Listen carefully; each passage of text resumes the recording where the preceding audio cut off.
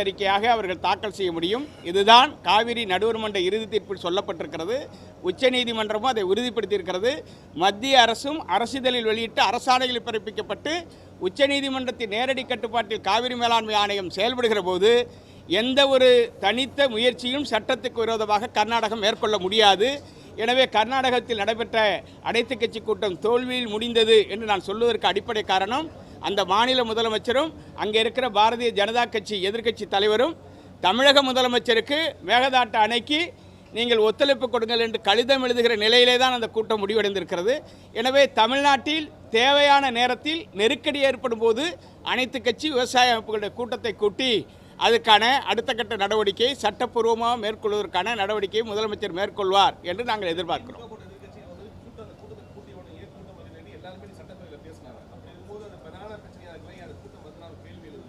இல்லை, இன்றைய கூட்டத்தை கூட்டி கர்நாடகம் நமக்கு எதிரான நடவடிக்கையில் தீவிரமாக களமிறங்கினால்தான் கர்நாடக அரசுக்கு எதிரான தீர்மானத்தை நாம் முன்மொழிய முடியும். ஆகவே கர்நாடகம் சட்டப்படி தமிழகம் காவிரி பிரச்சனை அணுகுகிற போது அனைத்து கட்சி கூட்டம் என்கிற பெயரால் கர்நாடகம் எந்த முடிவும் எடுக்காமல் இருக்கிற நிலையில் தமிழ்நாடு அனைத்து கட்சி கூட்டத்தை நடத்தி எந்த முடிவும் எடுக்க முடியும்? இன்றைக்கு இருக்கிற நிலையில் அங்கே உபரி நீர் வருகிறது. உபரி நீரை திறந்து விட்டிருக்கிறார்கள். அணைக்கு கிட்டத்தட்ட 30,000 கனஅடி வீதம் இன்றைக்கு தண்ணீர் விடுவிக்கப்படுகிறது. மழை தீவிரமடைந்திருக்கிறது. கேரளாவில் பெய்கிற மழை கபினி அணை மூலமாக தமிழகம் நோக்கி வந்து கொண்டிருக்கிறது. அதை தடுக்க முடியாது என்பதையும் அங்கே போராட்ட அறிவிப்பையும் திரும்ப பெற வேண்டும் என்று அனைத்து கட்சி கூட்டத்தை கூட்டி வைத்து அவர்கள் திரும்ப பெற வலியுறுத்தி இருக்கிறார்கள். இந்த நிலையில் தமிழ்நாட்டில் ஒரு அனைத்து கட்சி கூட்டத்தை கூட்டினால் என்ன முடிவு எடுப்பது? இந்த கேள்வி வரும்ல. சட்டப்படி மட்டும்தான் காவிரி பிரச்சனை அணுக முடியும். அதுதான் தமிழ்நாட்டு நலனுக்கு நல்லது. சட்டத்துக்கு புறம்பா அனைத்து கட்சிகளையும் கூட்டி வச்சு அரசியல் ஒரு முடிவை எடுக்கிறோம் என்று சொன்னால் அதை யாரிடம் கொடுப்பது? ஐயா, இன்றைக்கு நடந்த விவசாயிகள் அமைச்சர்களுடைய கூட்டத்தில் நாங்கள் என்ன கோரிக்கை வச்சோன்னா, குறுவை நெல்லுக்கு குறுவை சாவடி பண்ணுறதுக்கு உச்சநீதிமன்ற உத்தரவுப்படி தண்ணி திறந்து உள்ள கர்நாடகா, அதனால் 1,00,000 கோடி நஷ்டஈடு கேட்டு உச்சநீதிமன்றத்தில் தமிழக சர்க்கார் வழக்கு தொடுக்க வேண்டும். நாங்கள் விவசாய சங்கத்தில் தொடுத்தோம், அது அப்படியே கிடக்குது. தமிழக சர்க்கார் தொடுக்க வேண்டும் என்று கேட்டிருக்கின்றோம்.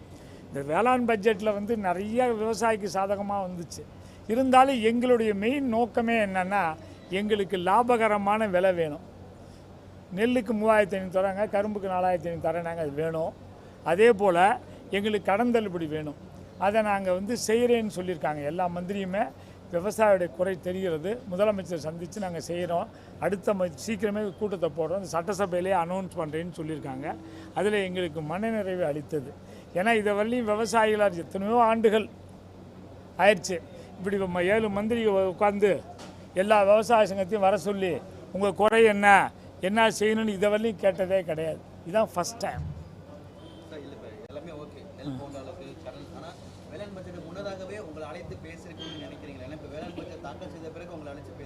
இல்லை சார், எப்போவுமே அழுத புள்ள தான் பால் கொடுக்கும். நாங்கள் விவசாயிகள் எல்லா பக்கமும் போராட்டம் நடத்தினோம். எங்களுக்கு வாழ்வாதாரம் இல்லை, எங்களுக்கு குறுவை சாவடி இல்லாமல் போயிடுச்சு, நாங்கள் பெரிய கடனில் வந்துட்டோம், சம்பா சாவடி இப்போ பண்ண முடியாமல் ஒரு சூழ்நிலை வந்துருச்சு. முதலமைச்சர் வரக்கூடாதுன்னு சொன்ன ஆள் இங்கே தண்ணியே இல்லை வராதுன்னு சொன்ன சிவகுமார் அடுத்த 2 நாளில் தண்ணி திறந்து விட்றாங்க. எப்படி தண்ணி திறந்து விட்றாங்க? இல்லை, உபரி நீர் அங்கே போகிறது எப்படி? கேரளாவில் பெய்கிற மழை நீலகிரிக்கு வருது. மோர் அந்த ஆறு பேர்னா மோரிஸ் ஆறுக்கு வருது. அது நம்ம தமிழ்நாட்டில் தான் இருக்குது. அந்த ஆறு கர்நாடகா போகாமல் இன்னைக்கு கோரிக்கை வச்சோம். மோயாறு இதுக்கு போகாமல் நம்ம அந்த மழை தண்ணி நமக்கு வரணும். இங்கே பவானி சாகர் புலிகள் காப்பம் வழியாக பவானி டேம் திருப்பி ஒன்று கேட்டிருக்கோம். அதையும் யோசிக்கணும் என்று கூறியிருக்கிறார்கள். அதனால் விவசாயிக்கு உச்சநீதிமன்றம் சொன்ன மாதிரி தண்ணி திறந்து விடாத கர்நாடக அரசு மீது நடவடிக்கை எடுக்க வேண்டும் என்றும் நஷ்டஈடு வாங்கி தர வேண்டும் என்று கேட்டிருக்கிறோம். அதற்கும் சரி என்று அமைச்சர்கள் சொல்லியிருக்கிறார். பயிர்க்கடன்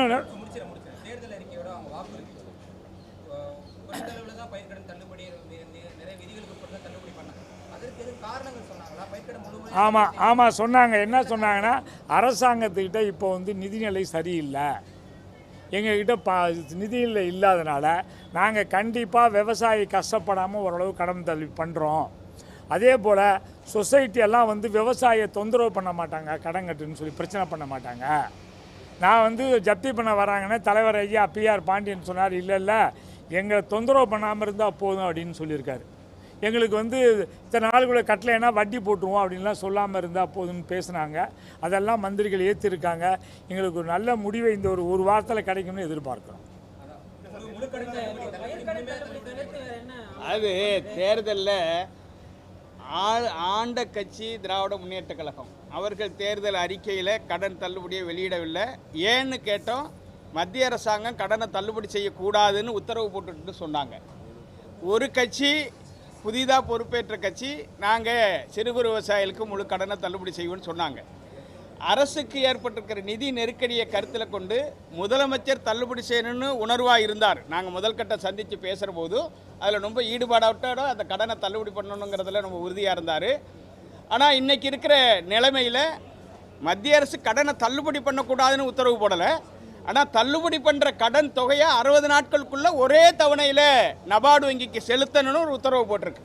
அந்த ஒரே தவணையில் செலுத்துவதற்கு தமிழக அரசிற்கு மிகுந்த சிரமம் இருக்கிறது என்பதனால தான் அதிகாரிகள் அந்த முழு தள்ளுபடியை அறிவித்தபடி தள்ளுபடி செய்வதற்கான அனுமதியை அதிகாரிகள் தரவில்லை. இன்றைக்கு பேச்சுவார்த்தையில் அனைத்து விவசாயிகளும் பயன்பெறுகிற வகையில் ஒரு தள்ளுபடி அறிவிப்பை கொடுக்கலான்னு அந்த கூட்டத்தில் முடிவெடுத்து முதலமைச்சருக்கு நாங்கள் சொல்லி முதலமைச்சரை ஒரு நல்ல முடிவு அறிவிப்பார் அப்படின்னு அவங்க ஒரு உத்தரவாதம் கொடுத்துருக்காங்க. அந்த உத்தரவாதத்தை ஏற்று அந்த கூட்டம் முடிவுபட்டிருக்கு. அதே போல் இன்னொன்று ஐயா, விவசாயிட்ட நெல்லை பர்ச்சேஸ் பண்ணும்போது லஞ்சம் வாங்கக்கூடாதுன்னு சொல்லி பேசியிருக்கோம். அதுக்கு நடவடிக்கை எடுக்கிறேன்னு சொல்லியிருக்காங்க. அதே போல் வாங்க NCCF டிபிசி இருக்குல்ல, டிபிசி டைரக்ட் பர்ச்சேஸ் சென்டரில் உடனே பணம் தராங்க. NCCFல வாங்கி 500 கோடி ஏமாத்துனாங்க விவசாயியை. அந்த 500 கோடி முதலமைச்சர் வாங்கிட்டாரு, அவருக்கு நன்றி சொல்லிட்டு வந்திருக்கோம்.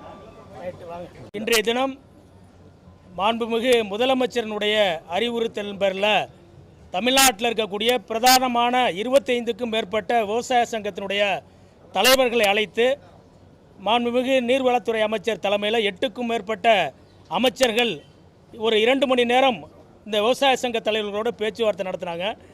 குறிப்பாக விவசாயிகள் பெற்றிருக்கக்கூடிய கூட்டுறவு பயிர்க்கடன் தள்ளுபடி சம்பந்தமாகவும், அதே போல் விவசாயிகள் உற்பத்தி பண்ணக்கூடிய நெல் கரும்புக்கு ஒரு விலையை மாநில அரசாங்கத்தினுடைய ஊக்கத்தொகை அறிவிப்பு சம்பந்தமாகவும், தமிழ்நாட்டில் முன்னுக்கு வந்திருக்கக்கூடிய பல்வேறு விவசாய பிரச்சனைகள் சம்பந்தமாக பல்வேறு கருத்துக்களை கேட்டு பெற்றிருக்காங்க. நாங்கள் தேர்தல் காலத்தில் கொடுத்த வாக்குறுதிப்படி அனைத்து விவசாயிகளுக்கும் பயிர்க்கடனை தள்ளுபடி பண்ணணும் அப்படிங்கிறத வலியுறுத்தி இருக்கிறோம். மாண்புமிகு அமைச்சர்கள் தமிழ்நாட்டினுடைய நிதிநிலையை பற்றியெல்லாம் எங்கள்கிட்ட விரிவாக சொல்லியிருக்காங்க. எங்கள் கருத்துக்களை பூரா முழுதாக பெற்றுக்கொண்டு மாண்புமிகு முதலமைச்சரினுடைய கவனத்துக்கு கொண்டு போய் ஒரு நல்ல தீர்வை, ஏற்கனவே நாங்கள் ஆட்சியை பொறுப்பேற்றோன்னே 2 முறை கூட்டுறவு கடன் தள்ளுபடி சம்பந்தமான அறிவிப்பை வெளியிட்டிருக்கிறோம். அந்த அறிவிப்பில் உங்களுக்கெல்லாம் திருப்தி இல்லைன்னு தான் நீங்கள் போராட்டம் பண்ணிக்கிட்டு இருக்கீங்க. எனவே முதலமைச்சர் தான் அவங்களையெல்லாம் கூப்பிட்டு பேச சொல்லியிருக்காரு. அப்படிங்கிற அடிப்படையில் பேச்சுவார்த்தை நடத்தினாங்க.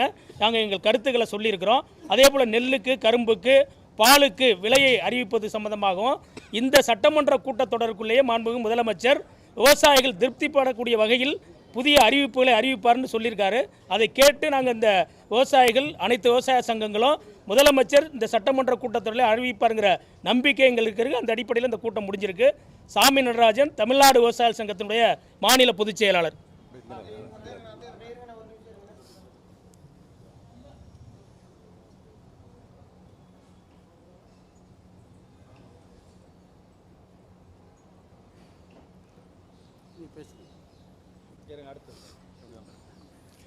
PS மாசிலாமணி, தமிழ்நாடு விவசாயிகள் சங்கத்தினுடைய பொதுச் செயலாளர். அநேகமாக இந்த கடன் தள்ளுபடி கோரி கடந்த 1.5 மாதங்களாக தமிழ்நாடு முழுவதும் போராட்டங்கள் நடந்து கொண்டிருக்கிறது. அனைத்து சங்கங்களும் போராடுகிறது. நாங்கள் தனியாகவும் கூட்டாகவும் இந்த போராட்டத்தை நடத்தி கொண்டிருந்தோம்.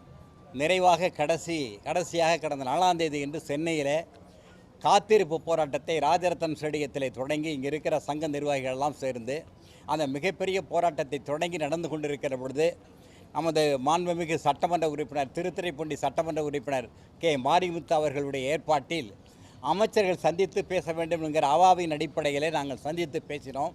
அவர்கள் இதை பேசி தீர்த்து கொள்ளலாம், அரசாங்கத்தினுடைய நிதி இருப்பையும் கவனத்தில் கொள்ள வேண்டும், விவசாயிகளுடைய நிதிநிலையை நாங்கள் எடுத்துக்கொள்கிறோம் என்கிற ஒரு நல்ல ஒப்பந்தம், நல்ல எண்ணத்தின் அடிப்படையில் பேச்சுவார்த்தைக்கு ஏற்பாடு செய்கிற பொழுது மற்றைய விவசாய சங்கங்களையும் சேர்த்து பேசுவது ஒருமித்த கருத்தை உருவாக்கும் என்கிற நல்லெண்ணத்தின் அடிப்படையிலே அமைச்சர் அவர்களே அந்த ஏற்பாட்டை பொதுப்பணித்துறை அமைச்சர் அவர்களே அதை ஏற்பாடு செய்து இன்றைக்கு கிட்டத்தட்ட ஒரு 8 அமைச்சர்கள் நீண்ட நேரம் அந்த கடனுக்கு அப்பால் வேளாண்மை கோரிக்கைகளை சொன்னதையும் ஏற்றுக்கொண்டு அதை பரிசீலிப்பதற்கான முறையிலே நடவடிக்கை எடுத்திருக்கிறார்கள்.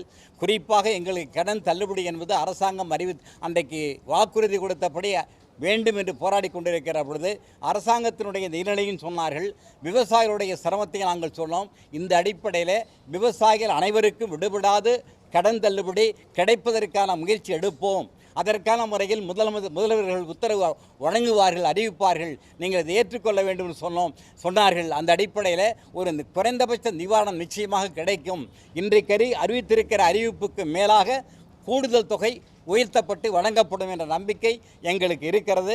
அதனால் நாங்கள் எல்லோரும் ஏற்றுக்கொண்டோம். அது மட்டுமல்ல, இன்றைக்கு அவசியமாக இருப்பது எம்எஸ்பி, நெல்லுக்கு, கரும்புக்கு, பாலுக்கு, இன்ன பிற பொருளுக்கு விலை உயர்வு வேண்டும். C250 படி விலை வேண்டும் என்று நாங்கள் வலியுறுத்தி இருக்கிறோம். அதையும் ஆய்வு செய்வதாக சொல்லியிருக்கிறார்கள். இது என்ன முக்கியமான அம்சம் என்றால், இதுவரை வரலாற்றில் இல்லாத ஒரு நிலைமை என்னால் போராட்ட களத்தில் இருக்கிறவர்களை கூப்பிட்டு சுகமாக பேசுவது என்பது ஒரு சங்கம் 2 சங்கம் இருக்கலாம். ஆனால் தமிழகத்தில் இருக்கிற அத்தனை விவசாய சங்கங்களுக்கும் எடுத்து காட்டுகிற வகையில் எல்லோரையும் கூட்டி கருத்தறிந்து 8 அமைச்சர்கள் இருந்து பேசியது என்பது தமிழக அரசியல் வரலாற்றில் ஒரு புதிய அம்சம். இது தொடர வேண்டும் என்று நாங்கள் வலியுறுத்தி இருக்கிறோம். அதன் அடிப்படையிலே 3 மாதத்துக்கு ஒரு தடவை இப்படி கருத்தறிந்து நாங்கள் கூப்பிடுவோம், பேசுவோம், கலந்து பேசுவோம் என்ற அடிப்படையிலே அவர்கள் அமைச்சர்கள் கருத்து கூறியது மிகப்பெரிய நல்ல வாய்ப்பு, நல்ல முன்னேற்றம். விவசாயிகள் நம்பிக்கையோடு இருப்பதை நாங்கள் தெரிவித்துக் கொள்கிறோம்.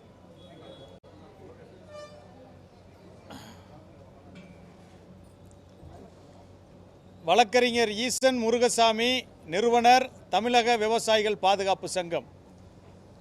விவசாயிகள் ஆண்டாண்டு காலமாக தொடர்ந்து நஷ்டத்திலேயே வேளாண் தொழிலே ஈடுபட்டு வருவதால் அரசினுடைய குறைந்தபட்ச ஆதார விலை உள்ளிட்ட எதுவுமே விவசாயிகளுக்கு மிகப்பெரிய அளவில் பலனளிக்காததால் தொடர்ச்சியாக கடனை கட்ட முடியாமல் சொத்தை விற்க வேண்டிய சூழ்நிலையில் மாண்புமிகு தமிழ்நாடு முதல்வர் அவர்கள், நான் ஆட்சிக்கு வந்தேன்னா விவசாயிகளுக்கு கூட்டுறவு பயிர்க்கடன்களை 5 ஏக்கருக்கு மேலே இருந்த 50%, 5 ஏக்கருக்கு இருந்தால் முழுமையாகவும் தள்ளுபடி செய்யணும் வாக்குறுதி கொடுத்தார்.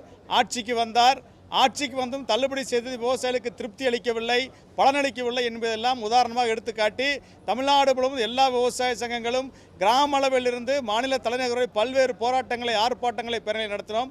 அதையெல்லாம் கருத்தில் கொண்டு நாங்கள் 15 சங்கங்கள் இன்று மட்டுமே கலந்து கொண்டோம். 25 சங்கங்கள் இணைந்து கடந்த 4ஆம் தேதி ஒரு மாபெரும் ஆர்ப்பாட்டத்தை நடத்தினோம். இவற்றையெல்லாம் முன்வைத்து அரசு அழைத்து எங்களை இன்றைக்கி 8 அமைச்சர்கள் தலைமையில் அழைத்து பேசி கூட்டுறவு பயிர்க்கடன் சம்பந்தப்பட்ட அனைத்து கோரிக்கைகளையும் எங்களை கேட்டுக்கொண்டு விரைந்து முதல்வர் அவர்களோடு கலந்து நல்ல முடிவை அறிவிப்பதாக தெரிவித்திருக்கிறார்கள். அதுபோக விவசாயிகளுடைய கோரிக்கைகளை கேட்பதற்காக 3 மாதத்திற்கு ஒரு முறை தொடர்ச்சியாக இது போன்ற கூட்டங்கள் நடத்துவோம் என்பதையும் தெரிவித்திருக்கிறார்கள். ஆக இந்த முதல் முயற்சிக்கு, சிறப்பான முயற்சிக்கு எங்களுடைய அனைத்து விவசாய சங்கங்களின் சார்பில், தமிழக விவசாயிகள் பாதுகாப்பு சங்கத்தின் சார்பில் மனமார்ந்த நன்றிகளையும் வாழ்த்துக்களையும் தெரிவித்துக் கொள்கிறோம். நன்றி, வணக்கம். கரும்பு விவசாயிகளுடைய பிரச்சனை சம்பந்தமாக அமைச்சர்களிடத்திலே நாங்கள் கருத்துக்களை பகிர்ந்தோம். வேளாண் துறை பட்ஜெட்டில் கரும்புக்கான ஊக்கத்தொகை என்பது அறிவிக்கப்படவில்லை. மத்திய அரசாங்கம், பாஜக அரசு ஒரு டன் கரும்புக்கு 9.5 ரெக்கவரிக்கு 3290 ரூபாய் என்று அவர்கள் அறிவித்திருக்கிறார்கள். இந்த ஆண்டு கரும்பு விவசாயிக்கு மிகப்பெரிய அளவுக்கு நட்டம், உற்பத்தி செலவு அதிகரித்திருக்கிற நிலையில் மாநில அரசு ஊக்கத்தொகையாக 710 ரூபாய் ஒரு டன் கரும்புக்கு வழங்க வேண்டும். அதன் மூலம் ஒரு டன் கரும்புக்கு 4000 விலையை அவர்கள் அறிவித்து வழங்க வேண்டும் என்ற வேண்டுகோளை மாநில அமைச்சர்களிடத்தில் நாங்கள் விவசாயிகள் சார்பிலே வலியுறுத்தினோம். அந்த கோரிக்கை பரிசீலிக்கப்படும். உரிய முறையில் அந்த கோரிக்கைக்கு மாநில அரசு பதிலளிக்கும். சட்டமன்ற கூட்டத்தொடரிலேயே அதுக்கு நாங்கள் அறிவிப்போம் என்று அவர்கள் அறிவித்திருக்கிறார்கள். அதை தமிழ்நாடு அனைத்து விவசாயிகள் அமைப்பும், தமிழ்நாடு கரும்பு விவசாய சங்கமும் வரவேற்றிருக்கிறோம். இந்த கோரிக்கை மிக முக்கியமானது என்று வலியுறுத்தியிருக்கிறோம்.